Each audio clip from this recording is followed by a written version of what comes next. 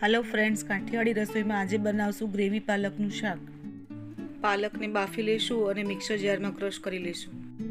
3 થી 4 લવિંગ અને 1 તજ અધકચરા વાટીને અને આમાં એડ કરી દઈશું। તો હવે પાલકની પેસ્ટ તૈયાર થઈ ગઈ છે। હવે આપણે તેલ ગરમ કરવા મૂકશું। તેલ ગરમ થઈ જાય એટલે ચપટી હિંગ ઉમેરશું। એકદમ ઝીણી સમારેલી ડુંગળી એડ કરશું।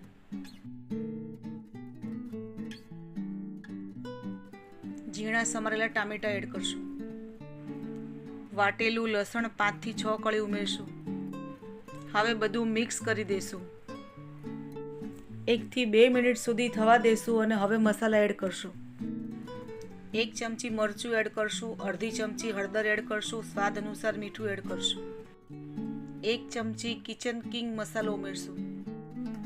હવે ગ્રેવીમાં બધા મસાલા ભળી જાય ત્યાં સુધી થોડીવાર માટે થવા દેશું। તેલ છૂટે પછી આપણે એમાં પાલકની પ્યોરી તૈયાર કરી રાખી છે એ આપણે ઉમેરી દઈશું।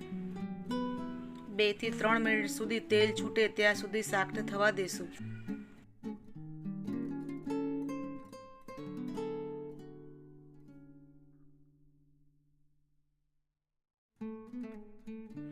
તો હવે શાકમાંથી તેલ છૂટવા લાગ્યું છે એટલે હવે આ શાક બનીને તૈયાર થઈ ગયું છે।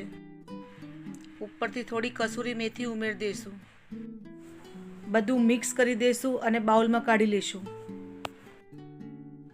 તો તૈયાર છે આપણું ગ્રેવી પાલકનું શાક।